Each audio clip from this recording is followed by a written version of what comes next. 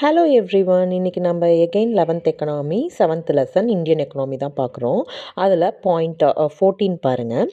கேரளா வந்து என்ன மென்ஷன் பண்ணியிருக்காங்கன்னா லோயஸ்ட் பர்த் ரேட் அப்படின்னு சொல்லி மென்ஷன் பண்ணியிருக்காங்க. கேரளாவில் வந்து நிறையா இண்டிகேட்டரில் வந்து கேரளா வந்து டாப்பில் வந்து இருக்கும். ஃபார் எக்ஸாம்பிள் வந்து லிட்ரஸியில் வந்து அவங்க பெட்டராக வந்து பர்ஃபார்ம் பண்ணியிருப்பாங்க.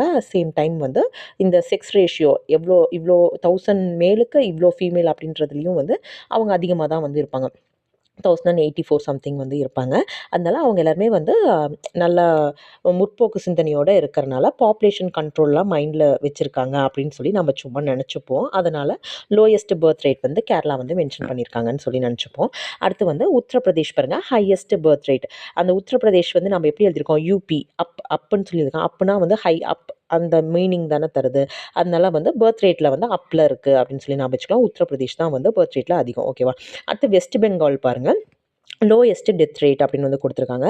ஸோ வெஸ்ட் பெங்காலில் பெண்கள் அப்படின்ற மாதிரி இருக்கா. ஸோ பெண்கள் வந்து இந்த இன் ஜென்ரலாக வந்து அந்த லைஃப் எக்ஸ்பெக்டன்சி ரேஷியோ பார்த்திங்கன்னா மேலோட ஃபீமேல்து வந்து அதிகமாக வந்து இருக்கும். வாழ்நாள் அவங்க எவ்வளோ வாழ்நாள் வாழ்கிறாங்கங்கிறது மேலுக்கு வந்து இப்போ ஒரு ஃபார் எக்ஸாம்பிள் 70ன்னு இருந்துச்சுன்னா இவங்களுக்கு 72 அந்த மாதிரி அதிகமாக இருக்கும். அதனால வெஸ்ட் பெங்கால்னால் நம்ம பெண்கள் அப்போ வந்து லோ டெத் ரேட் அப்படின்னு சொல்லி ஞாபகம் வச்சுக்கலாம். அடுத்து ஒரிசா வந்து ஹை டெத் ரேட் வந்து கொடுத்துருக்காங்க.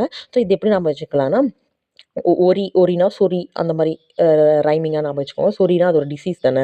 ஸோ அந்த மாதிரி டிசீஸ்லாம் வந்து டெத் ரேட் வந்து அதிகமாயிரும் அப்படின்னு சொல்லி ஞாபகம் வச்சுக்கலாம். ஒரிசானா ஹை டெத் ரேட். ஓகேவா. அடுத்து பீகார் பாருங்கள், ஹையஸ்ட் டிகேடல் growth ரேட். ஓகேவா. அதாவது 10 வருஷத்துக்கு ஒருக்கா அந்த எடுக்க போகிற அந்த growth ரேட்டில் வந்து இவங்க வந்து ஹையாக இருக்காங்க மற்ற ஸ்டேட்ஸோட அப்படின்னு வந்து கொடுத்துருக்காங்க. ஸோ இது எப்படி ஞாபகம் வச்சுக்கலாம், பீகார்னா காரு அப்படின்னு சொல்லி ஞாபகம் வச்சுக்கலாம். காரில் வந்து கொஞ்சம் நெருக்கிக்கிட்டு நிறைய பேர் உட்காந்துருக்குறாங்க அப்படின்னு சொல்லி ஞாபகம் வச்சுக்கலாம்.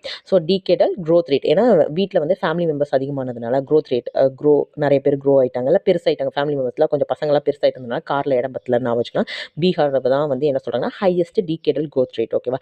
அதே கேரளா ஏற்கனவே வந்து பர்த் ரேட்லேயே லோயஸ்ட்டாக இருந்தது மாதிரி இங்கே வந்து growth ரேட்லையுமே 10 இயர்ஸ் கொன்ஸ் எடுக்கிற அந்த growth ரேட்லையுமே வந்து லோயஸ்ட்டாக தான் வந்து இருக்குது. ஓகேவா. அடுத்தது வந்து பாருங்கள், பீமாரு ஸ்டேட்ஸ்ன்னு சொல்லி ஒரு 4 ஸ்டேட்ஸை வந்து சொல்லுவாங்க. ஸோ அது எதுன்னு பார்த்தா நம்மளுக்கு வந்து இங்கே படிக்கிறப்ப நல்லா தெரியும். அங்கே போனோடனே அந்த எம்ஏங்கிறது மகாராஷ்டிராவா அப்படின்ற மாதிரி நம்மளுக்கு டவுட் வரும். ஆனால் வந்து எம்பி. ஓகே, 2 பீல வரது 2 வரும் நான் வச்சுக்கலாம். மகாராஷ்டிரா, உத்தரப்பிரதேஷ். ஓகேவா. பீமாரு பீனா வந்து பிஐனா வந்து என்ன சொல்கிறாங்கன்னா பீகாருங்கிறாங்க. எம்ஏ வந்து என்ன சொல்கிறாங்கன்னா மத்திய பிரதேஷ். ஓகேவா.